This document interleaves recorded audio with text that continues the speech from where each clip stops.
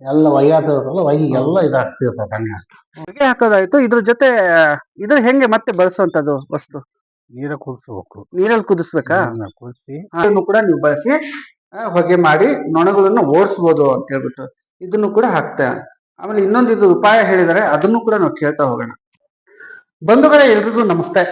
ನಾನು ಹರ್ಷದ್, ನೀವು ನೋಡ್ತಾ ಇದ್ರಿ ಪೆಟ್ ಬ್ಲಾಗ್ ಯೂಟ್ಯೂಬ್ ಚಾನಲ್. ನಾವು ಹಸು ಸಾಕಾಣಿಕೆಯಲ್ಲಿ ಸಾಮಾನ್ಯವಾಗಿ ಬರುವಂತ ಸಮಸ್ಯೆಗಳ ಬಗ್ಗೆ ನಾವು ಚರ್ಚೆ ಮಾಡ್ತಾ ಬರ್ತಾ ಇದ್ವಿ. ಆದ್ರೆ ಹಸು ಅಂತ ಬಂದಾಗ ಅತಿ ಹೆಚ್ಚು ಕಾಡುವಂತದ್ದು ಅದು ಮಳೆಗಾಲದಲ್ಲಿ ನೊಣಗಳು, ಸೊಳ್ಳೆಗಳು.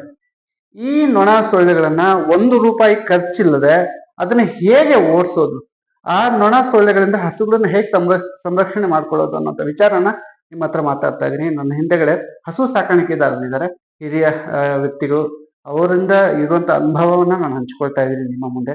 ನೊಣ ಓಡಿಸಲು, ಸೊಳ್ಳೆ ಓಡಿಸಲು ಇರುವಂತ ಉಪಾಯಗಳನ್ನ ನಿಮ್ಗೆ ಹೇಳ್ಕೊಡ್ತಾ ಇದ್ದೀನಿ. ನೀವು ಈ ವಿಡಿಯೋನ ಸ್ಕಿಪ್ ಮಾಡದೆ ಕೊನೆವರೆಗೂ ನೋಡ್ರಿ. ಯಾರೆಲ್ಲ ಸಬ್ಸ್ಕ್ರೈಬ್ ಮಾಡ್ಕೊಳ್ದೆ ನೋಡ್ಕೊತಾ ಇದ್ದೀರಾ, ಸಬ್ಸ್ಕ್ರೈಬ್ ಮಾಡ್ಕೊಂಡು ವಿಡಿಯೋ ನೋಡಿ ಅಂತ ಹೇಳಿ ನಾನು ಕೇಳ್ಕೊತಾ ಇದ್ದೀನಿ. ಬನ್ನಿ ವಿಡಿಯೋ ಆರಂಭಿಸೋಣ. ಬಂಧುಗಳೇ, ನಮ್ಮ ಹತ್ರ ಸಿದ್ದಿವೀರಪ್ಪನವರಿದ್ದಾರೆ. ಅರೆಹಳ್ಳಿ ಗ್ರಾಮದವರು, ನಮ್ಮ ದಾವಣಗೆರೆ ಜಿಲ್ಲೆಯವರು. ಈ ಸೊಳ್ಳೆಗಳು ತುಂಬಾನೇ ಬರ್ತಿರ್ತವೆ, ನೊಣಗಳು ತುಂಬಾ ಕಾಟ ಕೊಡ್ತಿರ್ತವೆ ಕೊಟ್ಟಿಗೆ ಒಳಗೆ. ನೀವು ₹1 ಖರ್ಚಿಲ್ದೇನೆ ನೊಣ ಓಡಿಸ್ಬೋದು ಅಂತ ಹೇಳಿದ್ರಿ. ಯಾವ ರೀತಿ ಅಂತ ನಮ್ಗೆ ಸ್ವಲ್ಪ ನಮ್ಮ ವೀಕ್ಷಕರಿಗೆ ನೀವು ತೋರಿಸ್ಕೊಡ್ಬೇಕಾಗಿ ನಾನು ಕೇಳ್ಕೊತೀನಿ. ಕೈಯಲ್ಲಿ ಬೇವಿನ ಸೊಪ್ಪಿದೆ, ಇದನ್ನ ಹೆಂಗ್ ಯೂಸ್ ಮಾಡ್ತೀರಿ ನೊಣಗಳು ಓಡಿಸ್ಲಿಕ್ಕೆ? ಹೊಗೆ ಹಾಕ್ತೇವೆ. ಹೊಗೆ ಹಾಕಿ ಅದನ್ನ ಸೊಪ್ಪು ಹಾಕ್ತೇವೆ. ಬತ್ತಲ್ ಹಾಕಿ ಅದನ್ನ ಬತ್ತಲಿನ ಸೊಪ್ಪು ಹಾಕ್ತೇವೆ. ಅದು ಸೊಪ್ಪು ಹಾಕ್ಬಿಟ್ಟು ಹೊಗೆ ಹಾಕ್ತೀರಿ. ಇದ್ರ ಹೊಗೆ ಹಾಕುವಾಗ ಮತ್ತೆ ಬೇರೆ ಏನಾದ್ರು ಬಳಸ್ತೀರಾ? ಬೇವಿನ ಸೊಪ್ಪು ಅಲ್ದೇನೆ ಬೇರೆ ಯಾವ್ದಾದ್ರು ಸೊಪ್ಪು ಬಳಸ್ತೀರಾ? ಇದು ತುಳಸಿ ಸೊಪ್ಪು. ತುಳಸಿ ಸೊಪ್ಪಿಂದ ಕೂಡ ಹೊಗೆ ಹಾಕ್ಬೋದು. ಹೊಗೆ ಹಾಕಿದ್ರೆ ಸೊಳ್ಳೆಗಳು, ನೊಣಗಳು ಬರೋದಿಲ್ಲ. ಈ ತರ ಹೊಗೆ ಹಾಕೋದ್ರಿಂದ ಎಷ್ಟು ಹೊತ್ತು ಈ ಹೊಗೆ ಒಂದು ಔಷಧಿ ಪ್ರಮಾಣ ಏನಿದೆ ಇರುತ್ತೆ ಇದ್ರೊಳಗೆ? ಮತ್ತೆ ಎಷ್ಟು ಗಂಟೆವರೆಗೆ ಇರುತ್ತೆ ಹೊಗೆದು ಅಂತ ಹೇಳಿ? ನಾವು ಹಾಕಿ ಎಷ್ಟು ಹುಲ್ಲು ಹಾಕಿ ಸೊಳ್ಳೆ ಹಾಕಿರ್ತ ಅಷ್ಟು ಗಂಟೆ, ಒಂದು ಅರ್ಧ ಗಂಟೆ, 1/4 ಗಂಟೆ ಇರ್ತಾವ. ಹೌದಾ? 1/4 ಗಂಟೆ ತನಕ ಹೊಗೆ ಇರ್ತಾವ. ಇನ್ನು ಅರ್ಧ ಗಂಟೆ ಭಾರಿ ಹೋಗಿ ನಮಗೂ ಒದ್ದಾಡ್ತಾವ. ಹೌದಾ? ಸರಿ ಸರಿ. ಅಂದ್ರೆ ತುಂಬಾ ಹೊತ್ತು ತನಕನೂ ಈ ಹೊಗೆ ಕೆಲಸ ಮಾಡುತ್ತೆ.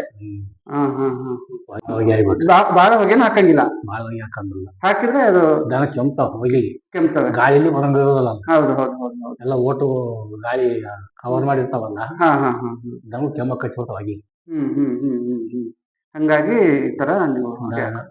ಸರಿ ನೋಡಿ ಸ್ನೇಹಿತರೆ, ಒಂದು ಏನು ಅಂದ್ರೆ ಬೇವಿನ ಸೊಪ್ಪು ಮತ್ತೆ ತುಳಸಿ ಸೊಪ್ಪಿನ ಹೊಗೆ ಆದಷ್ಟು ನಾವು ಹಾಕಿದ್ರೆ ಸೊಳ್ಳೆಗಳು ಕಂಟ್ರೋಲ್ ಆಗುತ್ತೆ ಅನ್ನುವಂತ ಮಾತನ್ನ ಯಜಮಾನರು ಹೇಳ್ತಾ ಇದ್ರು. ಹೊಗೆ ಹಾಕುವಂತ ಸಂದರ್ಭದಲ್ಲಿ ಅತಿ ಹೆಚ್ಚು ಹೊಗೆ ಕೂಡ ಹಾಕಂಗಿಲ್ಲ. ಹೊಗೆ ಹಾಕಿ ಒಂದು ಅರ್ಧ ಗಂಟೆ ತನಕ ಕೂಡ ಸ್ವಲ್ಪ ಬಾಗಿಲು ಓಪನ್ ಮಾಡಿ 10 ನಿಮಿಷನಾ? 10-15 ನಿಮಿಷ. 10-15 ನಿಮಿಷ ಹೊಗೆ ಹಾಕಿ ನಾವು ಕಂಟ್ರೋಲ್ ಮಾಡೋದು. ಆದಷ್ಟು ನೊಣಗಳು ಮತ್ತೆ ಸೊಳ್ಳೆಗಳು ಕಡಿಮೆ ಆಗುತ್ತೆ ಅಂತ ಹೇಳ್ತೀವಿ. ಅಷ್ಟೇ ನೀರು ಹುಲ್ಲು ಹಾಕಿಬಿಟ್ರೆ ನೀರಲ್ಲಿ ಸ್ವಲ್ಪ ಹುಲ್ಲನ್ನು ತೇವ ಮಾಡ್ತೀರಿ. ತೇವ ಮಾಡಿ ಅದನ್ನ ಹೊಗೆ ಹಾಕ್ತೀರಿ. ಇದು ಆಮೇಲೆ ಇದು ಬೇವಿನ ಸೊಪ್ಪು ಎಲ್ಲ ಆಮೇಲೆ ಹಾಕೋದ, ಅದ್ರ ಜೊತೆನೆ ಹಾಕೋದು? ಹೆಂಗ್ ಮಾಡೋದು? ಆಮೇಲೆ ಹಾಕೋದು. ಆಮೇಲೆ ಹಾಕೋದು ಬೇವಿನ ಸೊಪ್ಪು. ಅದ್ರ ಮೇಲೆ ಒತ್ಕೊಂಡ್ಮೇಲೆ ಬಗೆಹರಿಸಿರ್ತಲ್ಲ, ಅದ್ರ ಮೇಲೆ ಹಾಕ್ಬಿಟ್ರೆ ಹಂಗ ಬಗೆಹರಿಕೋಣ ಅಂತ ಇರುತ್ತೆ.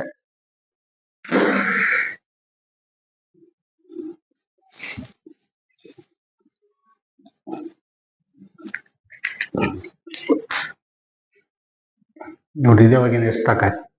ಹೌದು. ಈಗ ಇದ್ರ ಮೇಲೆ ಇಂಥ ಹುಲ್ಲು ಇರ್ತಲ್ಲ,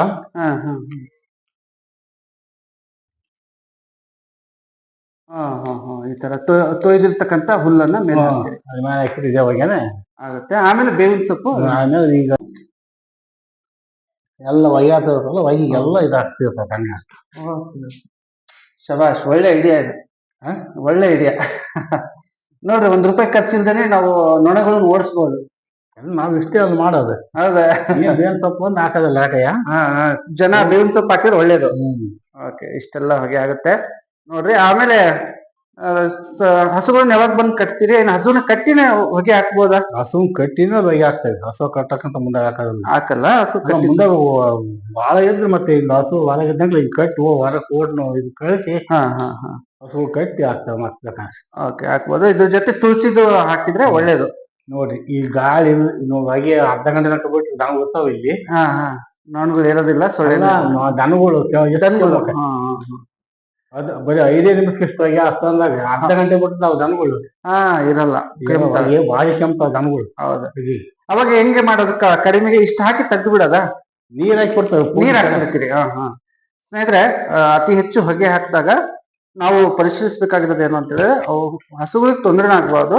ಇಷ್ಟು ಹೊಗೆ ಬೇಕಾದಷ್ಟು ಆಗುತ್ತೆ. ನೀರ್ ಹಾಕಿ ಚಿಮ್ಸಿ ಅದನ್ನ ನಾವು ಆರಿಸ್ಬೋದು. ಆನಂತರ ಬೇಕಾದ್ರೆ ಅದು ಹೊಗೆ ಇದ್ದೇ ಇರುತ್ತೆ. ನೊಣಗಳು ಒಂದು ನೊಣ ಆಗ್ಲಿ ಒಂದು ಸೊಳ್ಳೆ ಆಗ್ಲಿ ಆಸುಪಾಸು ಬರೋದಿಲ್ಲ. ತುಳಸಿ ಗಿಡ ಬೇವಿಂದು ನೋಡಿ ಸುಟ್ಟಿದೆ. ಬೇವಿನ ಎಲೆ, ಹಸಿ ಬೇವಿನ ಎಲೆ ಹೆಂಗ್ ಸುಡುತ್ತಾ ಅಂತ ಪ್ರಶ್ನೆ ಮಾಡ್ಬೋದು. ನೋಡಿ ಸುಟ್ಟಿದೆ. ಈ ತರ ಈ ಹೊಗೆ ಬೇಕಾದಷ್ಟು ಆಗುತ್ತೆ. ನೀವು ಬೇಕಾದ್ರೆ ಇದನ್ನ ಒಂದು ಬಾಂಡ್ಲಿಯಲ್ಲಿ ಕೂಡ ಹಾಕಿ ಮೂಲೆ ಮೂಲೆಗೂ ಕೂಡ ಹಿಡಿಬಹುದು, ಚೆನ್ನಾಗಿರುತ್ತೆ. ಇದ್ರ ಜೊತೆ ತುಳಸಿ ಗಿಡನೂ ಹಾಕ್ಬೋದು ಅಂತ ಹೇಳಿದ್ರೆ. ಇನ್ನೊಂದು ಉಪಾಯ ಏನಿದೆ ಅಂತ ಹೇಳಿದ್ರೆ, ಅವ್ರ ಹತ್ರ ಇದೆ ಸೀತಾಫಲದ ಎಲೆಗಳು. ಯಜಮಾನ್ರ ಹತ್ರ ಇದೆ, ತೋರಿಸ್ತೀನಿ. ನಿಮ್ ಕೈಗೆ ಇನ್ನೊಂದು ಯಜಮಾನ್ರ ಇದೆ. ಅದ್ರ ಎಲೆ ಯಾವ ಎಲೆ ಅದು? ಸೀತಾಫಲದ ಎಲೆಗಳು. ಇದನ್ನು ಹೊಗೆ ಹಾಕ್ಬೋದು ಇದ್ರ ಜೊತೆ. Okay okay. ನೋಡ್ರಿ, ನಿಮ್ಗೆ ಬೇವಿನ ಎಲೆ ಸಿಗ್ಲಿಲ್ಲ ಅಥವಾ ತುಳಸಿದು ಸಿಗ್ಲಿಲ್ಲ, ಸೀತಾಫಲದ ಏನಾದ್ರು ಇತ್ತಪ್ಪ ಅಂದ್ರೆ ಆ ಎಲೆಗಳನ್ನು ಕೂಡ ನೀವು ಬಳಸಿ ಹೊಗೆ ಮಾಡಿ ನೊಣಗಳನ್ನು ಓಡಿಸ್ಬೋದು ಅಂತ ಹೇಳ್ಬಿಟ್ಟು ಇದನ್ನು ಕೂಡ ಹಾಕ್ತೆ. ಆಮೇಲೆ ಇನ್ನೊಂದು ಉಪಾಯ ಹೇಳಿದರೆ ಅದನ್ನು ಕೂಡ ನಾವು ಕೇಳ್ತಾ ಹೋಗೋಣ. ಹೊಗೆ ಹಾಕೋದಾಯ್ತು. ಇದ್ರ ಜೊತೆ ಹೆಂಗೆ ಮತ್ತೆ ಬಳಸುವಂತದ್ದು ವಸ್ತು? ನೀರ ಕುದಿಸ್ಬೇಕು. ನೀರಲ್ಲಿ ಕುದಿಸ್ಬೇಕಾ? ಕುದಿಸಿ ನೀರ್ ಚಿಮ್ಸ್ಬೋದು. ನೀರಲ್ಲಿ ಕುದಿಸ್ಬೇಕು ಇದನ್ನ. ಒಂದು 5 ನಿಮಿಷ ಅಷ್ಟು ಕುದಿಸಿ, 5 ನಿಮಿಷ 10 ನಿಮಿಷ ಹಾಕತ್ತೆ. ಕುದಿಸಿ ಇದನ್ನ ನೀರನ್ನ ನಾವೇನ್ ಮಾಡ್ಬೋದು, ಕೊಟ್ಟಿಗೆ ಚಿಮ್ಸ್ಬೋದಾ? ಸೀತಾಫಲದ ಎಲೆಗಳನ್ನ ಮತ್ತೆ ಇದ್ರ ಜೊತೆ ಮತ್ತೇನೋ ಸೇರ್ಸ್ಬೇಕಾ? ಮತ್ತೇನ್ ಸೇರ್ಸ್ಬೋದು ಯಜಮಾನ್ರ? ಬೆಳ್ಳುಳ್ಳಿ ಜಬ್ಬಿ ನೀರಿನಲ್ಲಿ ಹಾಕ್ಬಹುದು. ಬೆಳ್ಳುಳ್ಳಿ ಜಬ್ಬಿ ಇದ್ರ ಜೊತೆ ನೀರಲ್ಲಿ ಹಾಕ್ಬೇಕಾ? ನೀರಲ್ಲಿ ಹಾಕಿ ಅದನ್ನ ಕೊಟ್ಟಿಗೆಗೆ ಸ್ಪ್ರೇ ಮಾಡ್ಬೇಕು. ಓಕೆ, ಇದು ಚೆನ್ನಾಗಿದೆ. ಈಗ ಬೇವಿನ ಸೊಪ್ಪು, ತುಳಸಿ ಸೊಪ್ಪು ಕೂಡ ನೀರಿನ ಕುದಿಸಿ ಹಾಕ್ಬಹುದು. ಅದನ್ನು ಕೂಡ ನೀರು ಕುದಿಸಿ ನಾವು ಹಾಕಿ ಚಿಮ್ಸ್ಬೋದು, ಕೊಟ್ಟಿಗೆಗೆ ಸ್ಪ್ರೇ ಮಾಡ್ಬೋದು. ಅದರಿಂದ ನೊಣ ಬರಲ್ಲ. ದನಗಳಿಗೂ ಸ್ಪ್ರೇ ಮಾಡ್ಬೋದಾ? ನೀರು ಚಿಮ್ಸ್ಬೋದಾ? ಮಾಡ್ಬೋದಲ್ಲ. ಏನ್ ಪ್ರಾಬ್ಲಮ್, ಸೈಡ್ ಎಫೆಕ್ಟ್ ಏನಿರಲ್ಲ. ಆರಾಮಾಗಿ ಚಿಮ್ಸ್ಬೋದು. ಅದ್ರ ಮೇಲೆ ನೊಣ ಸೊಳ್ಳೆಗಳು ಬಂದು ಕೂರೋದಿಲ್ಲ ಅನ್ನೋದು ತುಂಬಾ ಚೆನ್ನಾಗಿರುವಂತ ಮಾಹಿತಿನ ನಮ್ ಜೊತೆ ಯಜಮಾನ್ರು ಹಂಚ್ಕೊಂಡಿದ್ದಾರೆ. ತುಂಬಾ ಸಂತೋಷ ಆಯ್ತು ನಿಮ್ಮನ್ನ ಭೇಟಿ ಮಾಡಿ. ಇದೇ ತರ ಮಾಹಿತಿ ಮುಂದಿನ ದಿನಗಳು ನಾವು ಕೊಡ್ತಾ ಹೋಗ್ತೀವಿ ಅಂತ ಹೇಳ್ತಾ, ಯಜಮಾನ್ರಿಗೆ ನಮ್ಮೆಲ್ಲ ವೀಕ್ಷಕರ ಪರವಾಗಿ, ಸಬ್ಸ್ಕ್ರೈಬರ್ಗಳ ಪರವಾಗಿ, ನೋಡುಗರ ಪರವಾಗಿ ಹೃದಯಪೂರ್ವಕ ಧನ್ಯವಾದಗಳು ಯಜಮಾನ್ರೆ. ತುಂಬಾ ಖುಷಿ ಆಯ್ತು ನಿಮ್ಮನ್ನ ಭೇಟಿ.